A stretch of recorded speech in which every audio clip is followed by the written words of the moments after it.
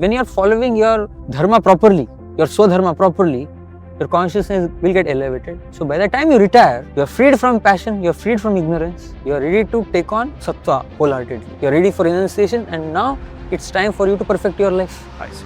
You have perfected your life materially. Now it's time for you to perfect your life spiritually. Yeah. So he's telling Arjuna, ultimately become conscious of me while you're fighting. Whatever your prescribed duties, do it being conscious of me. So that is why Prabhupada, he named the society ISKCON, International Society for Krishna Consciousness.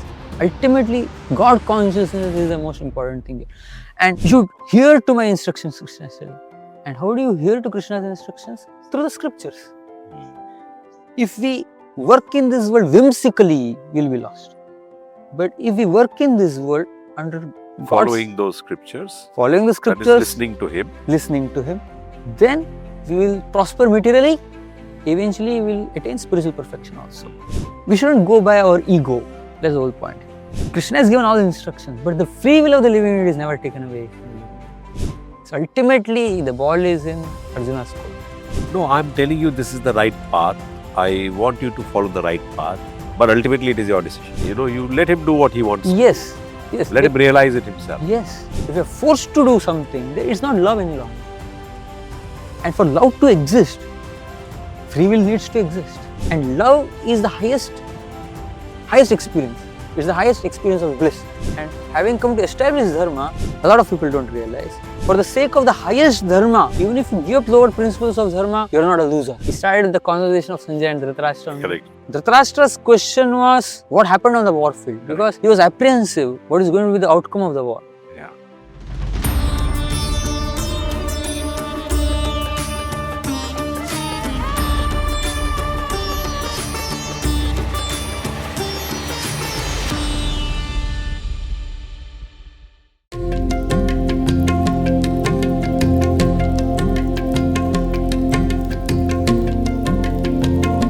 Pranam, Prabhuji. Yeah. So we progress again on the 18th one. Last time we spent a lot of time in trying to understand the Varnashram system really, and how, like you mentioned, it's very scientifically designed, but progressively over a period of time for various benefits or incentives, disincentives, it sort of got degraded. And it's in its current form, it probably is very difficult to get back to that system. Yeah. So let's progress further now on what Krishna tells Arjun. So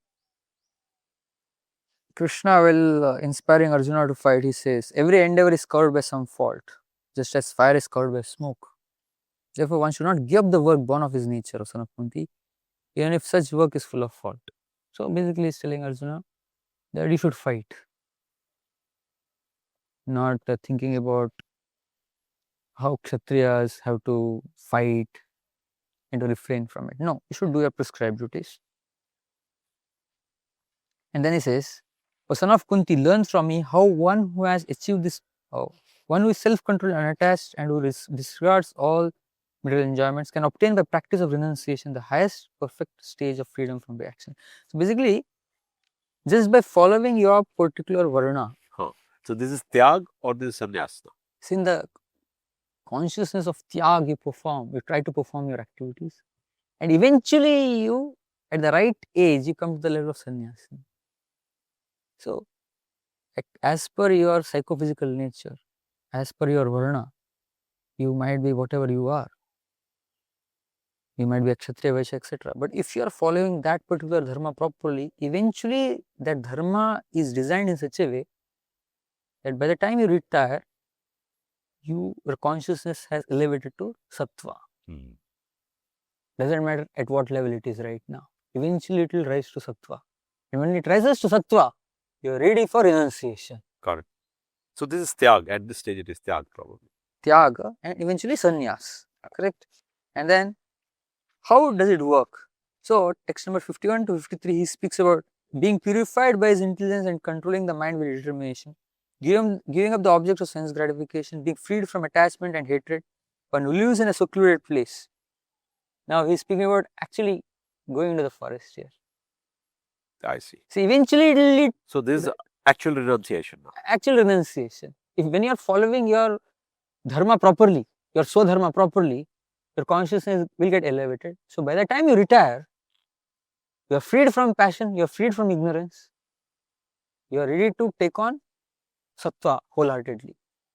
You are ready for renunciation, and now it's time for you to perfect your life. I see. You have perfected your life materially. Now it's time for you to perfect your life spiritually. Yeah. And so it's being explained. One who lives in a secluded place, who eats little, who controls his body, mind and power of speech, who is always in trance and who is detached, free from false ego, false strength, false pride, lust, anger, and acceptance of material things, free from false proprietorship and peaceful. Such a person is suddenly elevated to the position of self-realization. Right? Brahma-bhuta Prasanna no shochati na kankshati. You reach the Brahma-bhuta stage. Brahma-bhuta is now what? Shuddha, above Shuddha Sattva? It's Shuddha Sattva stage. Shuddha. Brahma-bhuta is Shuddha Sattva stage. Prasanna, such a person is joyful. Na shochati na kankshati. There is no lamentation, no hankering. Samas-sarve bhuteshu. You are equal to everybody. Madhbhaktim lavade param. Then you become eligible for bhakti. I see. Once you reach the Brahma-bhuta stage.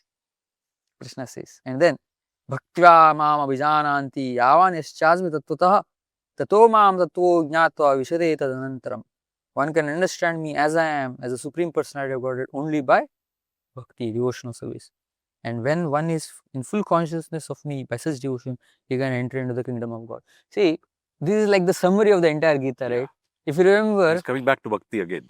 See, we saw this progression when we are going through the first 6 chapters also. Yeah. After karma, jnana, and then bhakti. So here also the same progression if you see.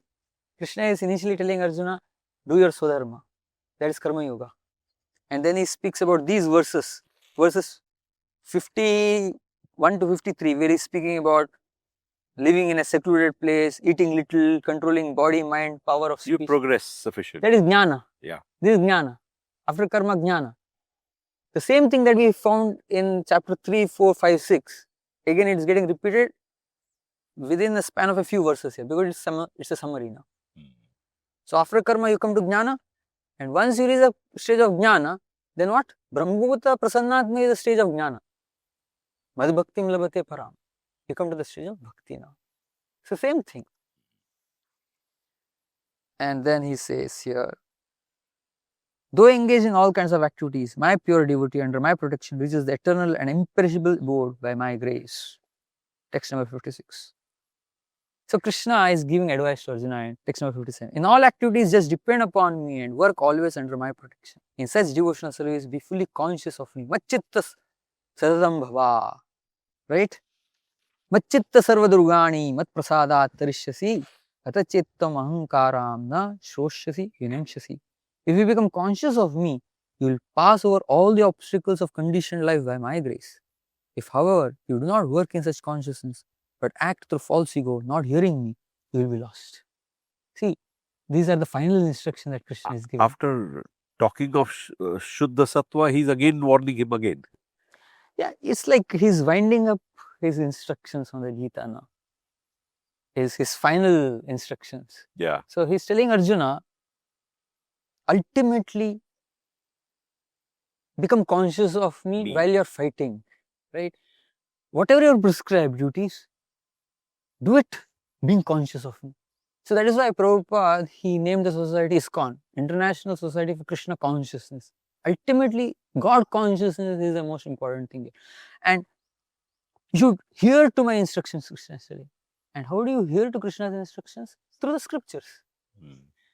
So the bottom line is this: if we work in this world whimsically, we'll be lost.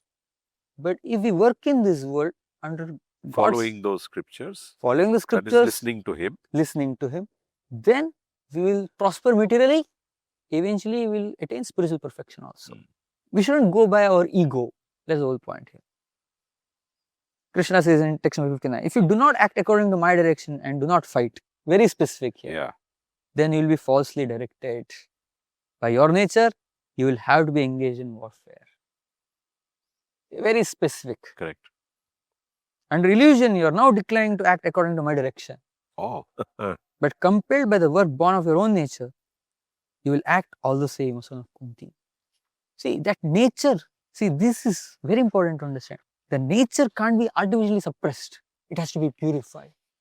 And purification of your nature happens through following duties under the injunctions of the scriptures. Now we understand Sattva Guna is the highest. Just that understanding, theoretical understanding is not sufficient. But is he saying that since your nature is that of a Kshatriya, ultimately you will fight only? Is that what he's saying? He is telling that right now, if you artificially say, I don't want to fight, you go to the forest. In the forest, you might get into some disagreement with some other sages, you will end up fighting with the sages there. But the nature of passion will come out in some way. So rather than it coming out in some untoward way, dovetail it in the service of God. This is the instruction of the Gita. Use your nature in the service of God. Yeah.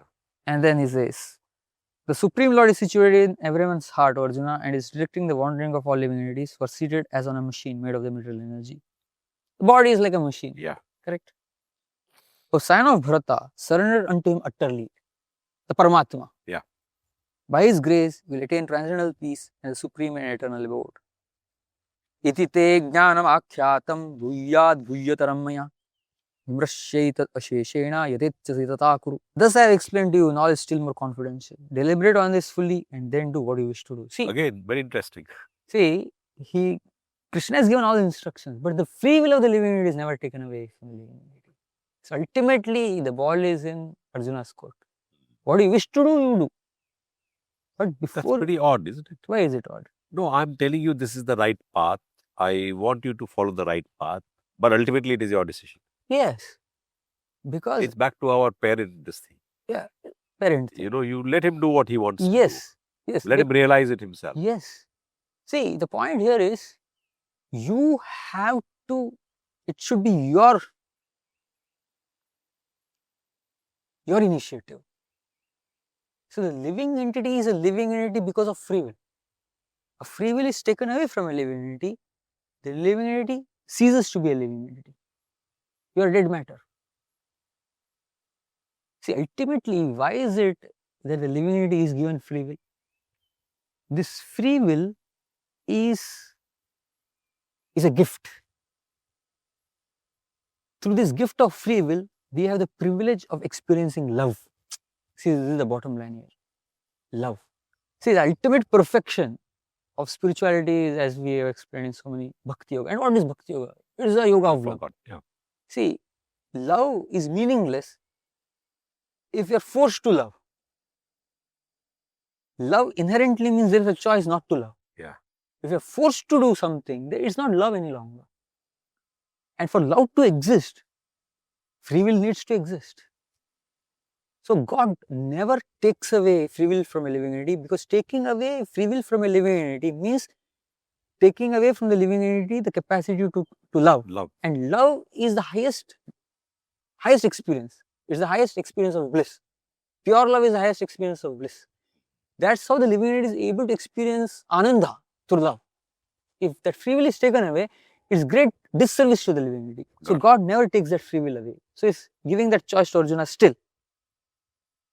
But nonetheless, even after having spoken this, Krishna says in the next verse, Sarva gulyatamam bhuyah shrunu me paramam vachaha ishtosi me dhramiti tato vakshamiti hitam. The most confidential. I am going to speak the most confidential now here. Why? Ishtosi me dhramiti. You are very dear to me. Out of affection. And for your benefit, I am going to speak this. And what is that? Manmanabhava madbhakto madhyaji mam namaskuru maevasya satyam te pratijane priyosi me. Always think of me. Become my devotee. Worship me and offer your homage unto me. Thus you will come to me without fail. I promise you this because you are my very dear friend. See, this had come once in a 9th chapter also. Yeah. See, 9th chapter is the middle of the Gita. So any speaker, the crux will be in the middle. But towards the end of the speech, he'll repeat the important points. Yeah, you had mentioned that even at that time. Chapter, yes. So he's speaking this. So this is the most confidential thing. And then he speaks the next word. Sarva dharman parityajya mam ekam sharanam vraja aham tuam sarva papebhyo moksheshyami masus. Abandon all varieties of religion and just surrender unto me. I shall deliver you from all sinful reactions. do not fear. See, Krishna has given Arjuna the standard path of following Swadharma, etc., etc. But then, out of affection for Arjuna, he is giving Arjuna the shortcut here. Sarva dharman parityajya. See, Krishna has explained so many principles of dharma so far. Follow your Swadharma, so many times he has spoken. But his ultimate instruction is just Devotion. Just surrender unto me. Correct. Sir, forget about all other principles of dharma, because the ultimate principle of dharma is surrender to God. So if you are following the principle of surrender to God, all other principles of dharma is automatically followed. So this secret of the Gita, a lot of people don't understand. I think 11th or 12th he had also, mentioned something similar. But here he is very categorical again. Yeah. See, in one of our monks, he was some annual day for a school or something like that. So children were reciting select verses from the Gita. And one of the verses that they were reciting was this particular verse. And to his surprise, children were reciting Sarva adharman parityajya mam ekam sharanam vraja. So after the recitation was over, he went to the organizers and asked them, why are they chanting in this way? So the organizers said that when we came across this verse, we thought, how can Krishna tell Arjuna to give up all principles of dharma? Because earlier he himself has said that yada yada hi dharmasya glanirvavade bharata. Krishna himself comes to establish dharma, and having come to establish dharma, how can he tell you to give up do away dharma? with it? So we thought that somewhere down the line it was doctored, and we put it back in place. I see. So we are making it sarva adharman parityajya. People don't realize, a lot of people don't realize that actually Krishna is explaining various principles of dharma all through this chapter, but his ultimate instruction is, for the sake of the highest dharma, even if you give up lower principles of dharma, you are not a loser. Because ultimately these lower principles of dharma is meant to help you surrender to God only. So if you directly surrender to God, the purpose is already met. So Krishna is giving that assurance to Arjuna in these verses. Sarva dharman parityajya mam ekam sharanam vraja. Just take shelter of me. Mam ekam sharanam. Aham tvam sarva papebhyo mokshesh. I'll assure liberation for you. And basically what Krishna is telling here to Arjuna is, forget about your kshatriya dharma, this dharma, that dharma. Fight because I am telling you to fight. Because I am wanting you to fight, you fight. And if you simply follow me, you are following all the principles of dharma perfectly, because following the instructions of God is the highest principle of dharma. Correct. And I'll ensure you that you will gain liberation. Don't worry about papa and punya now. Just fight because I'm telling you to fight. Correct. And then, this confidential knowledge may never be explained to those who are not austere or devoted or engaged in devotional service, not to one who is envious of me. See, nonetheless, the facility to get exposure to this knowledge is given to everybody. Some people take it up, some people don't take it up. And then text number 68 he says, Yaidam paramam guhyam mad bhakteshu vidhasyati bhaktim mai param kritva mame vaishya samshaya. For one who explains the supreme secret to the devotees, pure devotional service is guaranteed. And at the end, he will come back to me. And then he says, Nacha tasman manushyeshu kaschin me priyakrittama bhavita nacha me tasma anya priyataro bhuvi. There is no servant in this world more dear to me than he, nor will there ever be one more dear. This is the highest service that you can do to God, to Sri Krishna, to share this knowledge with others. Correct? So you have played a very important role to help more and more people gain access to this knowledge. Correct. And but we are still somewhere in between. We are still in the Rajagun primary range. But you have derived a lot of blessings of Sri Krishna because of your endeavor to help give access to this knowledge to so many people. No, the knowledge giver is you. I am only the facilitator. Facilitator. That's what Krishna is also telling here. I'm also repeating Krishna's, you're all repeating Krishna's knowledge only. But you, despite your bad health, you have gone out of your way and you're sitting here despite your fever. Chaliye, no problem. So definitely you have pleased Lord Shri Actually, the Krishna. interesting thing is all of these last few ones, he's very categorical. Yes. Very categorical. Right. And then, and I declare, text number 7, and I declare that he who studies this sacred conversation of ours worships me by his intelligence. This is a very intelligent conversation, a very in-depth, so many nuances to it. And one who listens with faith without envy becomes free from sinful reactions and attains to the auspicious planets where the pious dwell. That's the minimum. Ah. O son of Pratha, O conqueror of wealth, have you heard this with an attentive mind? And are your ignorance and illusions now dispelled?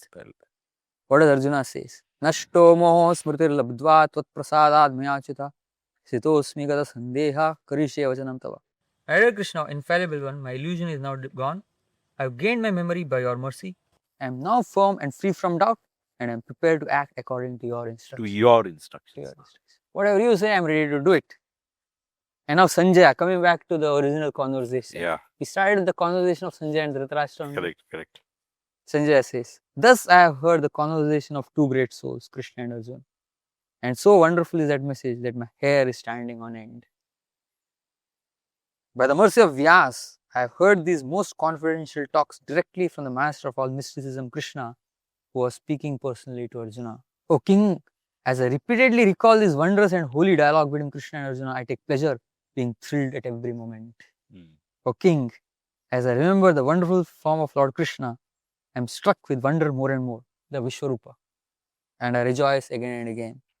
Yatra yogeshwara Krishno, yatra partho dhanurdaraha, tatra shir vijayo bhutir dhruvani tirmatir mama.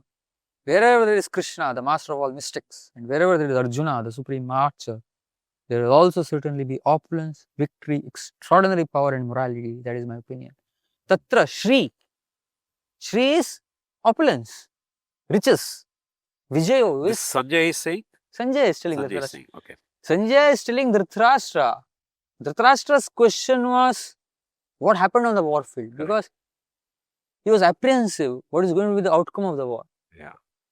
So that question. So Sanjay is indirectly through this verse telling Dhritarashtra, is answering Dhritarashtra's question that because Arjuna and Krishna are on the side of the Pandavas, they are going to come out victorious.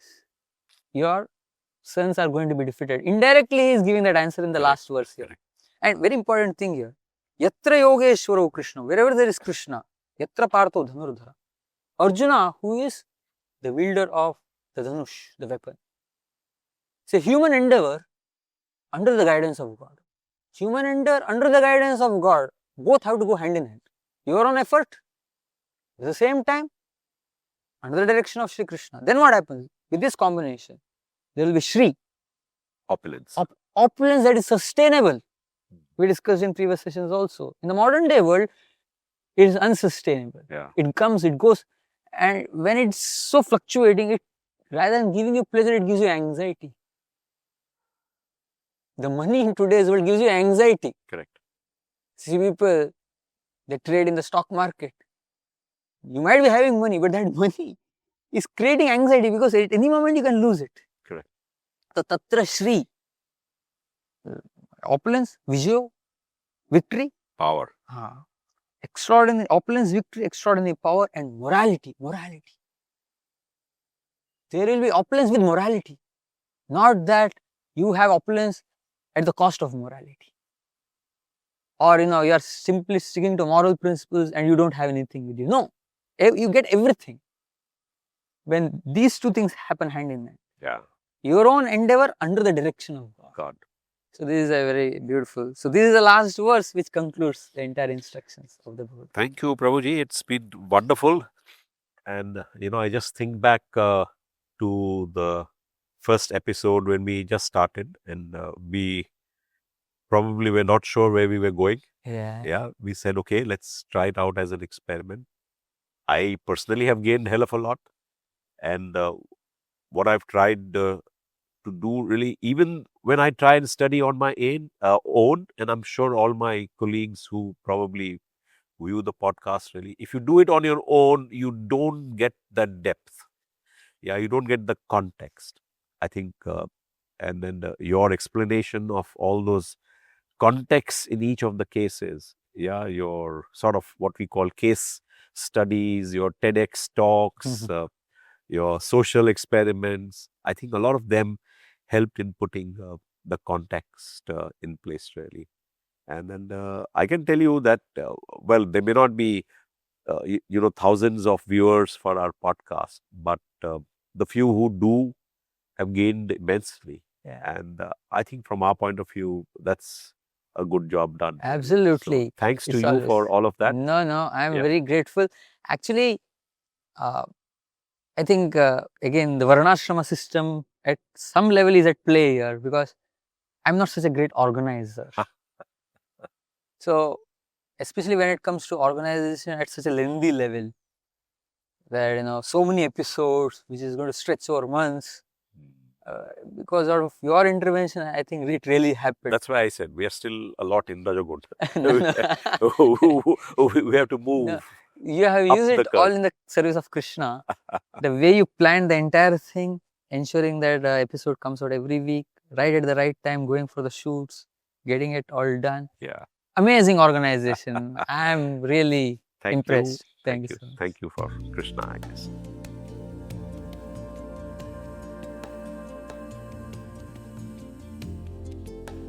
In this final episode, we are told that we have to keep performing our prescribed duties. Krishna advises Arjun that one should not give up work born of their nature, even if that work has faults.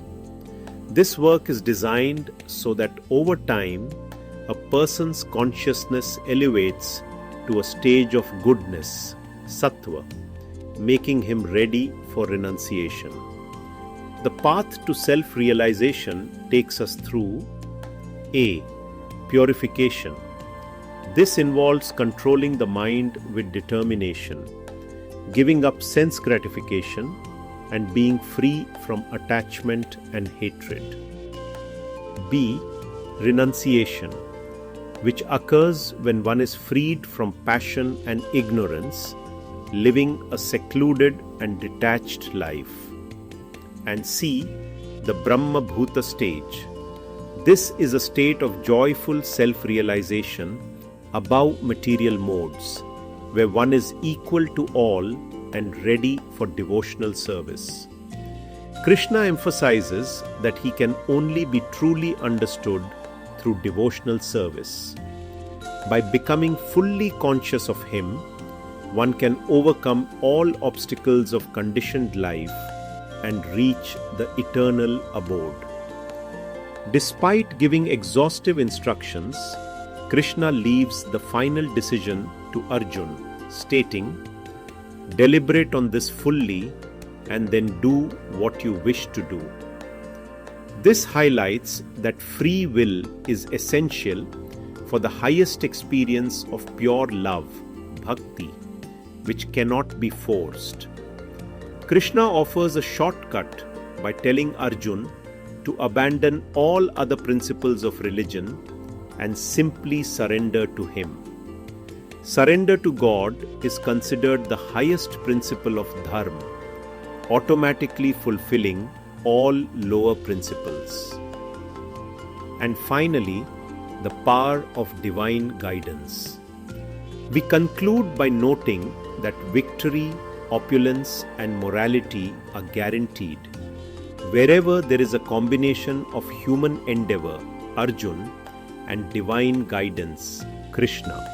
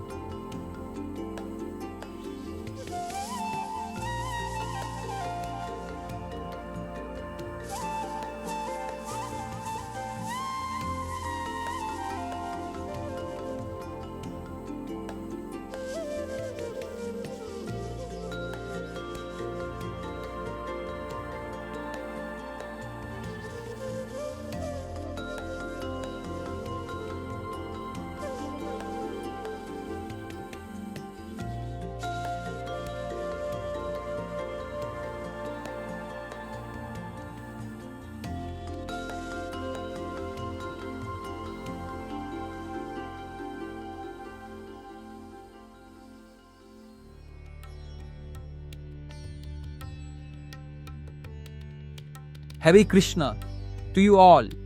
It is very difficult to highlight all the key learnings during our wonderful journey. However, some of them do stand out, and I wanted to summarize them. Friends, each one of us is seeking happiness. We search for it externally, through material pleasures. The Gita says that material happiness is fleeting, temporary. Internal happiness requires us to traverse the path of spirituality. One of the key prerequisites for venturing on this path is belief. We have to start with a basic belief. Belief that's not blind, but reasonable. This belief will be strengthened through personal experiences as we make spiritual progress. In this journey, the role of a trustworthy guru cannot be overemphasized. A guru can guide us to internal happiness regardless of where we are right now. Understanding the distinction between the body and soul is the starting point on the spiritual path.